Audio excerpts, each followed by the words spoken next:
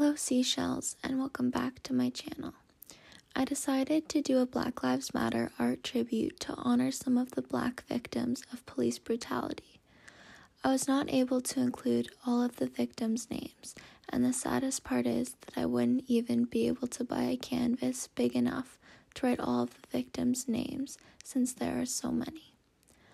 All of the monetization money from this video will be going to the official Black Lives Matter fund. While you watch the art tribute come together, I am going to briefly share the stories of the victims that I've included in my piece.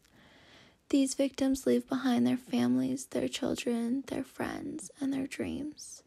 May they rest in power while we fight for justice. George Floyd.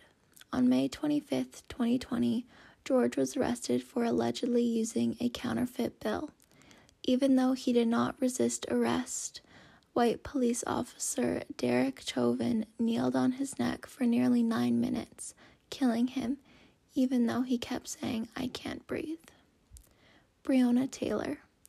On March 13, 2020, Louisville Metro Police Brett Hankinson, Jonathan Mattingly, and Miles Cosgrove broke into Briona's home and shot her 8 times.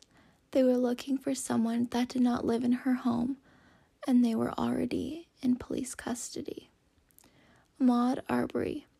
On February 23, 2020, Maude was out for a jog when a neighborhood resident told police he thought Maude resembled the suspect in a series of local break-ins.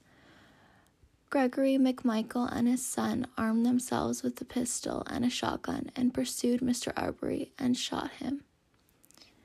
Tony Mccade.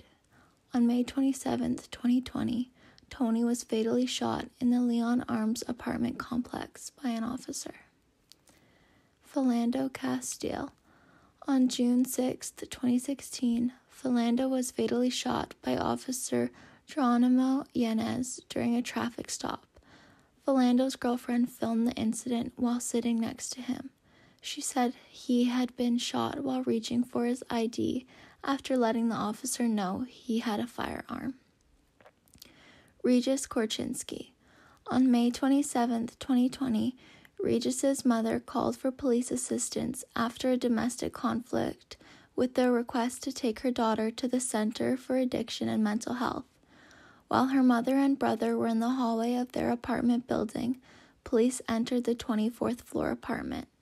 The family heard Regis cry for help, followed by quiet, and then the officers confirming that she had fallen off the balcony and died at the scene.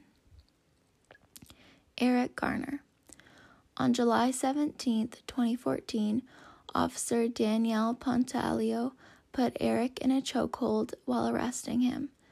Pantaleo placed his arm around Garner's neck and wrestled him to the ground, with multiple officers pinning him down.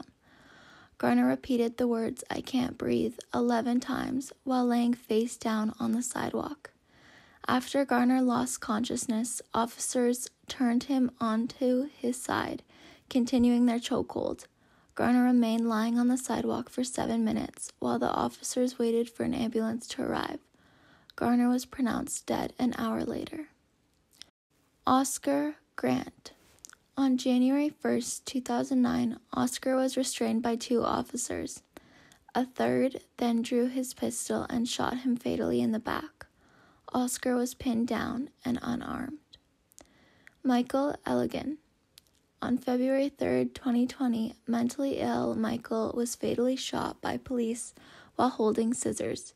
He was wandering the streets in a hospital gown and socks after escaping from a hospital where he had been involuntarily admitted under the Mental Health Act. Sandra Bland. On July 13, 2015, Texas State Trooper Brian Encinia shouted at Sandra to get out of her car. She asked why he would threaten to drag her out of her own car. The trooper pulled out his taser and said he'd light her up. 3 days later, she was found hanged in her cell, her death ruled a suicide. David Latham.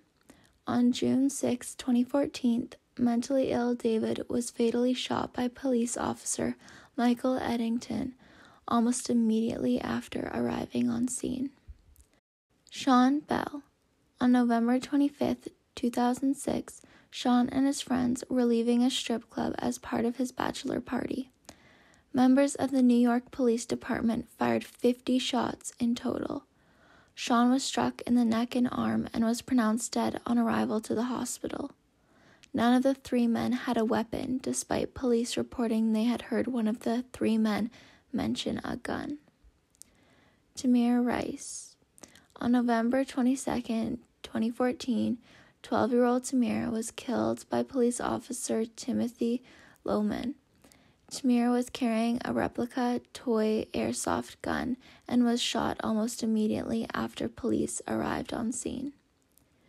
Jordan Baker. On January 16, 2014, Jordan was wearing a hoodie and was fatally shot by off-duty officer Juvento Castro. Trayvon Martin. On February 26, 2012, 17-year-old Trayvon was fatally shot by Neighborhood Watch coordinator George Zimmerman. Keel Coppin. On November 13, 2007, 18-year-old Keel, armed only with a hairbrush, was fatally shot by officers. He told officers that he was armed with a gun, saying, "Shoot me, kill me." He reached under his shirt when officers fired at him, only to find out he had a hairbrush, not a gun. Mike Brown, Jr. On August 9, 2014, 18-year-old Michael was fatally shot by police officer Darren Wilson. Michael was accompanied by his 22-year-old friend Dorian Johnson. Johnson claimed that Wilson initiated a confrontation by grabbing Michael by the neck through his car window, threatening him and then shooting him. Like I said, there are many more victims of police brutality, but these are just the names I wrote on my art tribute. Please remember to share this video, sign petitions, donate if you can, and use your voice to fight for justice.